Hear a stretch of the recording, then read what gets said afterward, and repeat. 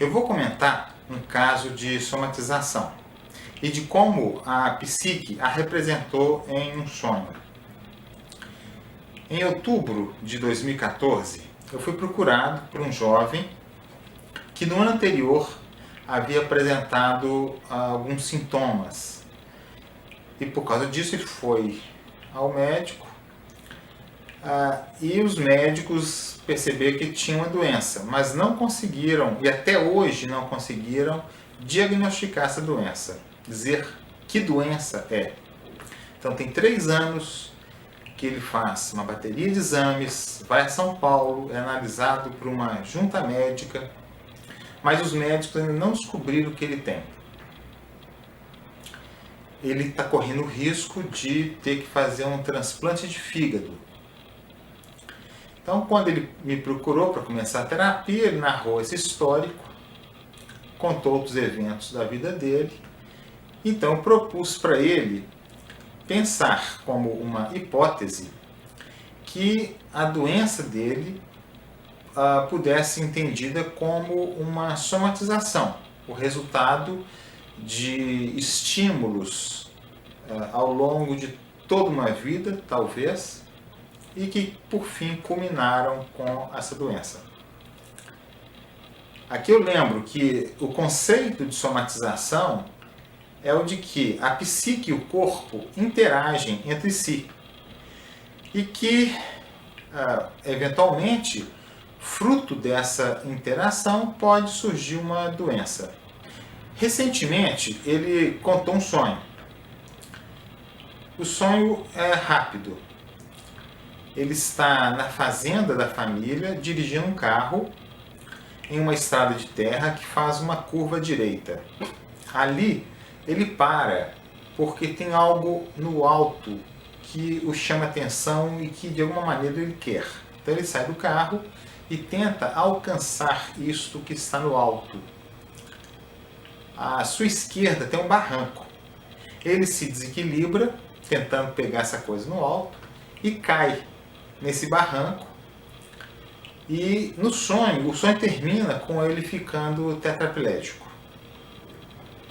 Após nós trabalharmos o sonho em terapia, eu propus a ele pensar que o sonho talvez possa ser entendido como uma metáfora, ou melhor, como a metáfora, para tentar fazer ele compreender essa possível somatização. Eu já comentei em outros vídeos que o ambiente é tão importante quanto a cena que acontece no sonho. O ambiente, nesse caso, é a fazenda, a família, que ele não gostava de ir e ainda não gosta, mas que quando pequeno, mesmo falando não, o pai o obrigava a ir. E ele não dirige, mas no sonho ele tem um carro. E aí talvez a gente possa entender que o ambiente representa algo que ele vive e que não quer ou não gosta, mas que ele tem uma certa mobilidade ou autonomia no meio disso. A sua busca por isso no alto, que ele nem lembra o que era, pode ser entendida como uma tendência que ele tem de ser muito racional. Depois ele cai. Tanto essa busca por algo no alto quanto a queda estão relacionadas de uma maneira alquímica com os elementos ar e terra.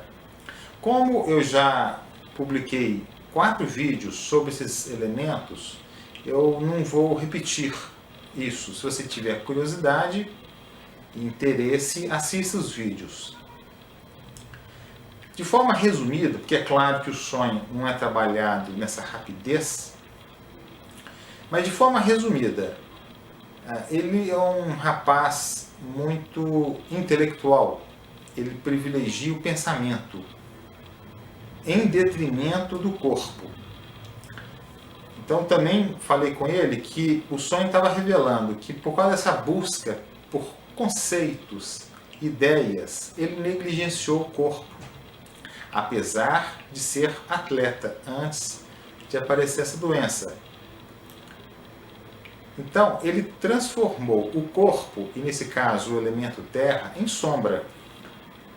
E nós sabemos que psicologicamente a sombra acaba se voltando contra nós, se nós não a escutamos, não abrimos espaço, não acolhemos essa sombra, que é sempre um trabalho extremamente difícil. E o final do sonho, ele é tetraplégico, ou seja, ele só mexe a cabeça, o corpo foi completamente anulado. E é curioso pensar nisso do corpo como uma sombra, porque mesmo após 3 anos de exames médicos constantes e cada vez mais profundos e mais caros também, os médicos ainda não sabem o que está acontecendo com o seu corpo. A partir dessa imagem, que o sonho termina, ele ficando tetraplégico, eu propus a ele uma atividade, uma meditação, que é, guardadas as proporções devidas e de uma maneira bem metafórica, uma espécie de tetraplegia positiva. Na meditação, você fica imóvel. E a meditação que eu propus para ele é uma conhecida como mindfulness. E ele falou que não tem paciência para ficar meditando. Então propus que a gente fizesse uma pequena experiência aqui no consultório. Coloquei a música apropriada, pedi para ele ficar imóvel e cronometrei o tempo. Ele conseguiu ficar 5 minutos e meio em meditação. E a orientação que eu dei para ele foi simplesmente de respirar de forma suave e tranquila e prestar atenção na respiração. Que muitos pensamentos viriam na cabeça, ele deixaria os pensamentos ir embora e voltaria para a respiração. Apenas isso. Nós estamos trabalhando essa metáfora que o sonho propôs. Ele já compreendeu, dentre outras coisas, que ele não está vivendo a própria vida, ele está vivendo a vida dos outros. Seja porque ele se preocupa muito com a opinião dos outros, ou seja simplesmente porque ele ainda não se, entre aspas, se achou. A proposta da terapia não foi a de promover uma cura. Eu deixei claro para ele que há limites. Eu não posso prometer algo que eu não sei se vai acontecer. Mas eu falei com ele que se ele confrontasse as imagens mostradas pela própria psique, que ele estaria seguindo o caminho que a alma dele deseja que ele siga. E, nesse caminho, quem sabe, talvez ele consiga reverter a somatização. Como essa metáfora fez muito sentido para ele, então nós estamos dando sequência a esse trabalho.